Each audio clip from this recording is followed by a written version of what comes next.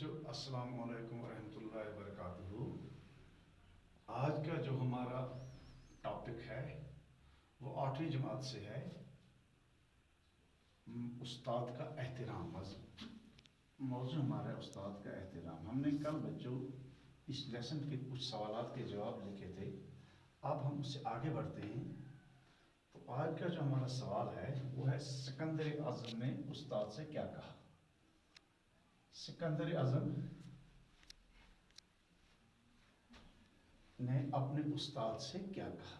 تو بچوں ہم نے پڑھا کتاب میں، سکندر اعظم ایک دفعہ بہت سی فتوحات کے بعد وطن واپس آئے تو سب سے پہلے اپنے استاد ارسطو کے پاس گئے اور ان کے سامنے کھڑے ہو کر فخریہ انداز میں کہا، مانگیے استاد محترم، کیا مانگتے ہو؟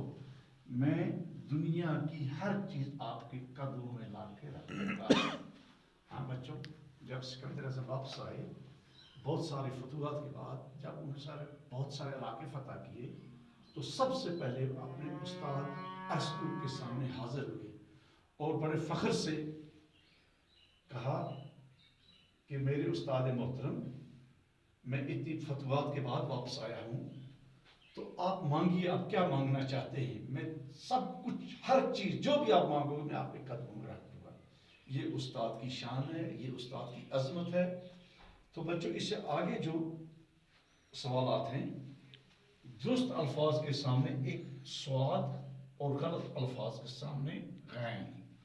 بچوں سواد جو اس نے یہاں پہ دکھایا ہے، سواد کے معنی ہیں صحیح یعنی ٹھیک، اور غین کے معنی ہیں غلط۔ ہاں، دو حرف اس نے لکھے، سواد اور غین۔ تو یہاں پہ آپ سواد سے مطلب لوگے یہ صحیح ہے، یہ ٹھیک ہے، اور غین سے مطلب ہے کہ یہ غلط ہے۔ تو کچھ جملے یہاں پہ دیے گئے ہیں۔ پہلا ہے، استاد برے اور بھلے میں تمیز کرنا سکھاتا ہے۔ تو بچوں یہ ہم نے کتاب میں پڑھا بھی ہے، جب ہم استاد کے پاس جاتے ہیں وہ ہماری تربیت کرتا ہے، وہ ہمیں پڑھاتا ہے، وہ ہمیں سکھاتا ہے، تو اس میں وہ ہمیں سکھاتا ہے برے اور بھلے میں تمیز کرنا، اچھے اور برے میں تمیز کرنا۔ تو بچوں یہ صحیح کہا گیا، یہ غلط ہے؟ شاباش، یہ صحیح ہے۔ تو یہاں پہ پہلے کو ہم سوال لکھیں گے۔ ہاں، اب دوسرا ہے بچوں ہمارے پاس، تاریخ دنیا کو روشن کرنے میں استاد اہم کردار ادا کرتا ہے۔ تاریخ کے معنی اندھیرا، اندھیری دنیا کو روشن کرنے کے لیے استاد کا ایک اہم کردار ہے۔ یہ صحیح ہے، یہ غلط ہے؟ ہاں بچوں یہ صحیح ہے۔ اور تیسرا ہمارے پاس ہے، استاد رہنمائی کر کے ناہمواریوں کو دور نہیں کرتا۔ ہاں، استاد رہنمائی کر کے دشواریاں جو ہوتی ہیں، ناہمواریاں جو ہوتی ہیں، ان کو دور نہیں کرتا۔ یہ غلط ہے یا ٹھیک ہے؟ یہ غلط ہے۔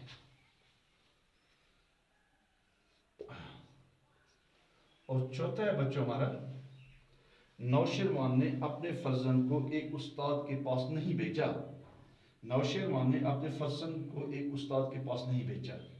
یہ غلط یا ٹھیک ہے؟ ہاں بچوں، نہیں جی، اس نے بھیجا تھا۔ تو چوتھا جو ہے یہ غلط ہے، کیونکہ یہ یہاں پہ کہہ رہے ہیں کہ اس نے بچے کو استاد کے پاس نہیں بھیجا تھا، جبکہ اس نے تربیت کے لیے اسے استاد کے پاس بھیجا تھا۔